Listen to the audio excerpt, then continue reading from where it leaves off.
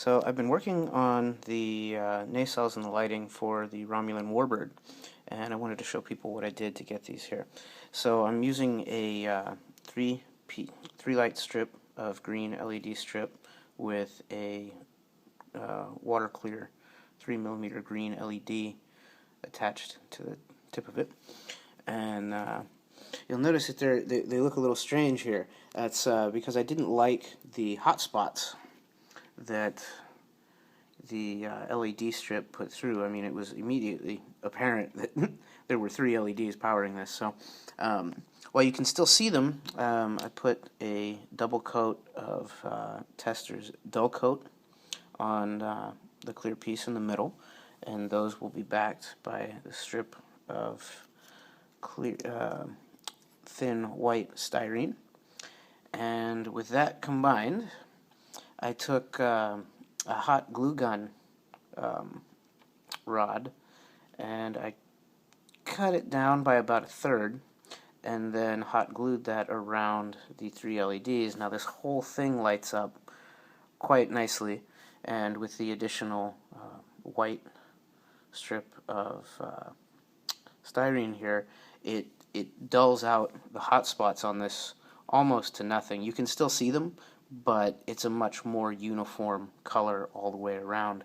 Now let me show you what it looks like put together just to dry fit. And there it is, all lit up. As you can see, it's a very uniform green glow.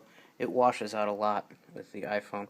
And the forward-facing LED puts light out for the, I'm guessing what amounts to Bassard collectors for a Romulan Warbird with the 2 side windows and the one through the front.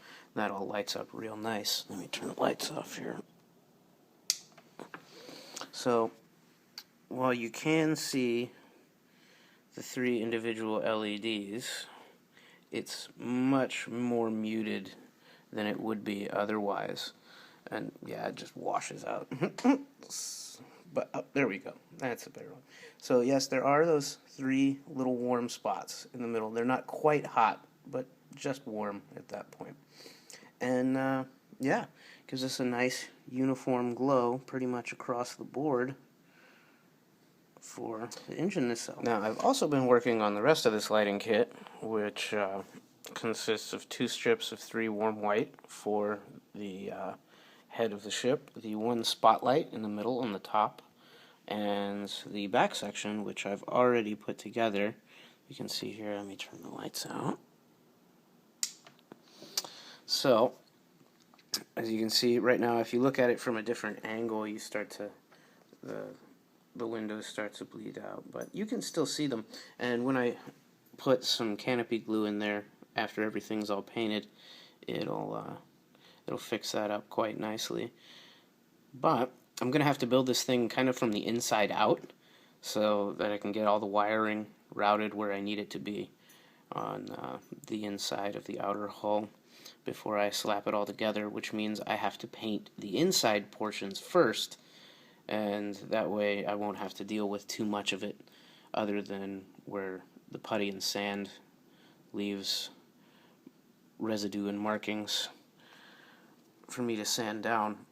And that way I won't have to go back in and worry about getting into those tight angles, because once you seal this thing up, I don't think there's any chance of actually being able to get in there and paint or fix anything. So I'm going to make sure that it's all done before it's done. But we're getting there, piece by piece and bit by bit. I put on a light coat of flat black on top of the Enterprise D to get rid of some light leaks. There's only a handful left, and they're tiny ones along the edge of the saucer section in the engineering hull.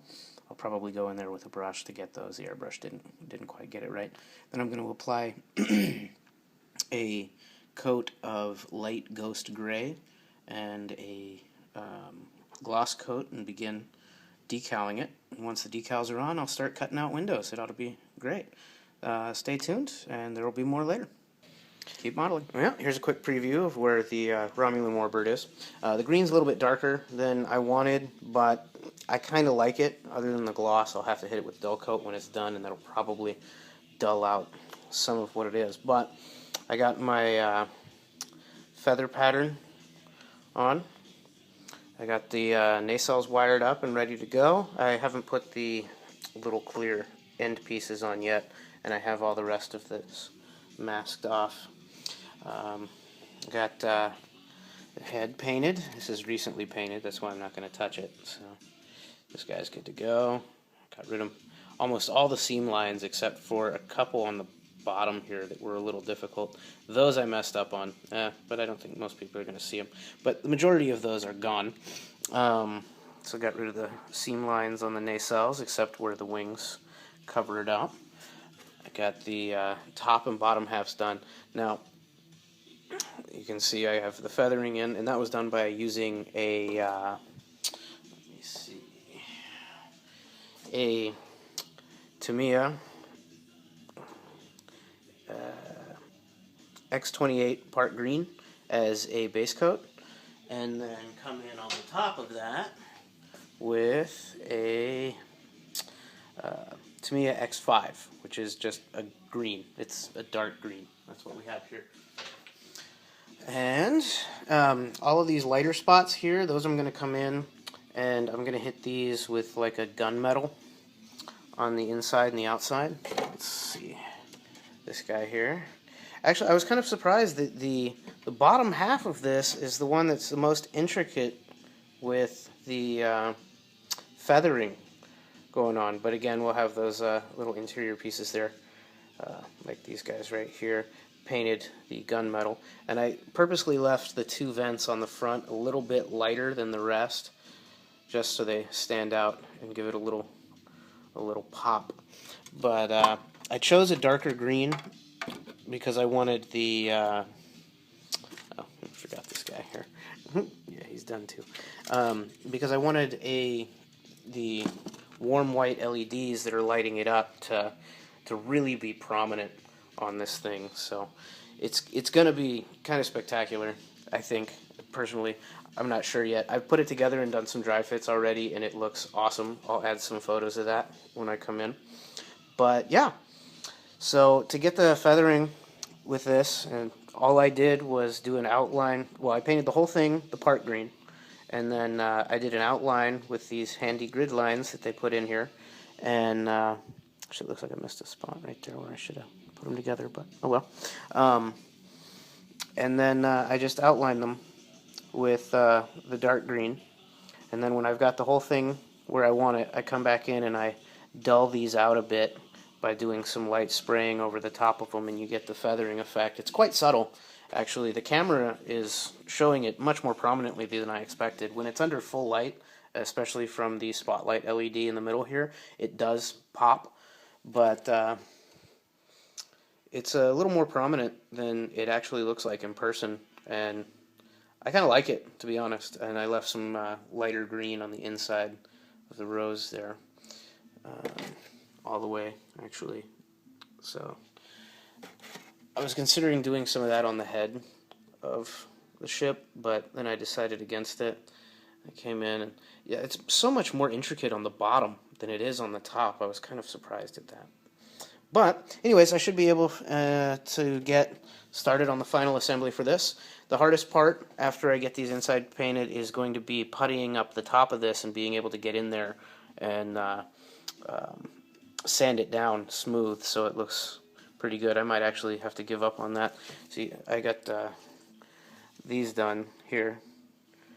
And yeah, I probably could have sanded those out a little bit better, but you know, I'm kind of in a hurry. I'm losing my apartment at the end of the month, so I got to get everything done and move into a new apartment. And I'm trying to get this all done within the next week so I can pack up and won't have to put this in a box and forget about it. But anyways, as for the Enterprise, I've got my light ghost gray down, and it's looking quite nice. And all my masking uncovered. Let's see, let me turn the light off here. You can see that everything is actually looking quite nice on this guy. So I'll start applying decals probably later today. Get a little bit more masking in. Let's see if I can get some deflector dish going on here. I have to put the copper in for the deflector dish where that goes, but all in all, she's coming along quite nicely and she looks beautiful. So I might need to get a little bit of this in here. scrape it down a little bit more.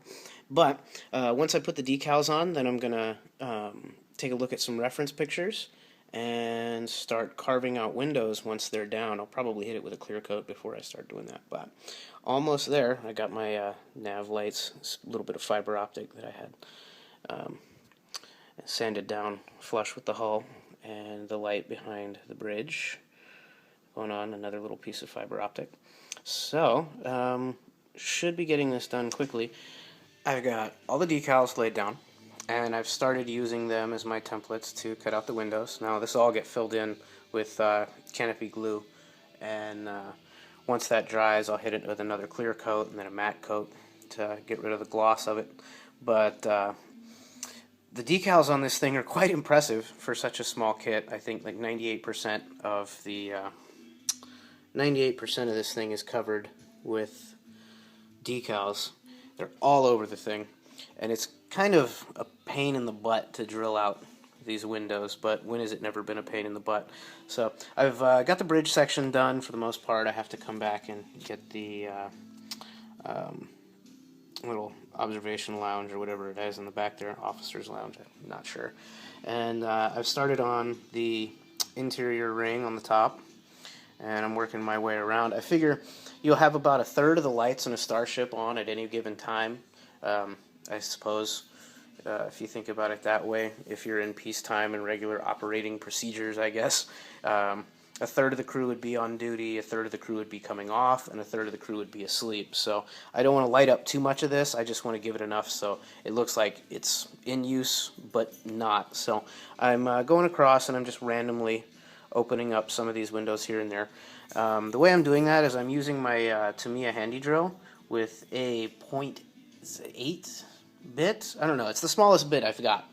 And it's just about the size of these window markings. And I take my hobby knife and I cut it from the top of the window to the bottom. So I have a nice little groove. And then I'll put a drill hole at the top and a drill hole at the bottom. And then I'll just use the hobby knife. The width of it, when you push it in, actually is just about the width of what you want the window to be. So once you get through the connective plastic in between the two holes that you're drilling, then you can just put it through on one end with the dull side against the edge of the window, and it'll put a nice little square at the bottom of it. And then you flip it over the other way and you hit it on the other side, and it sometimes you get a little lump in the middle. Let me see if I can. Okay. I haven't cleaned all of these up completely. So this one, there you go. So this one right here, you see how it's got that little edge there. It's not much, and I mean if you step back, you can't even see it. So it's too nitpicky to go in and actually clean. I've gone through already just with this bit here. I got a couple on the bottom too, actually. But just with this bit here, I've already blown 3 drill bits and gone through about 4 razor blades trying to get this in there. So I'm getting better at it as I go. Now I'll get about 5 windows before I blow a blade, and then I have to figure out whether I want to keep using it, depending, or not. But Enterprise, she is almost done. I got to cover up some of this up in here and hit another piece of copper on some of this to cover it up, but she's looking pretty good. The drilling is going to take forever to get her done, but I'm hoping to get all of this done. The Romulan Warbird will be relatively quick because I don't have to cut out windows anymore. I just have to fill them in with canopy glue and then clear coat it and then dull coat it. But this guy, look at all these. Oh my god, there's so many windows. And I've got to cut out a third of them. And that's still not much, but you're thinking, oh wow, yeah, there's a third of them. And then you get to the rest of it, and they're all over. There's only a double line on the bottom, thank God, other than the observation rooms. But then there's the engineering section and the back here. This thing is going to take me, I don't know if I'm going to get this one finished before I have to leave the house. We'll see. But almost there. Almost there. And if anybody's worried about what I'm going to be doing and how things are going, I've actually got a couple things lined up. So you'll still see me out there. You'll still see me modeling. I might just have a little bit less time in between my video updates. But there we are. That's where we stand on the Warbird and the Enterprise D in 2500 scale. Well, let me know what you think. Have a great day and happy modeling.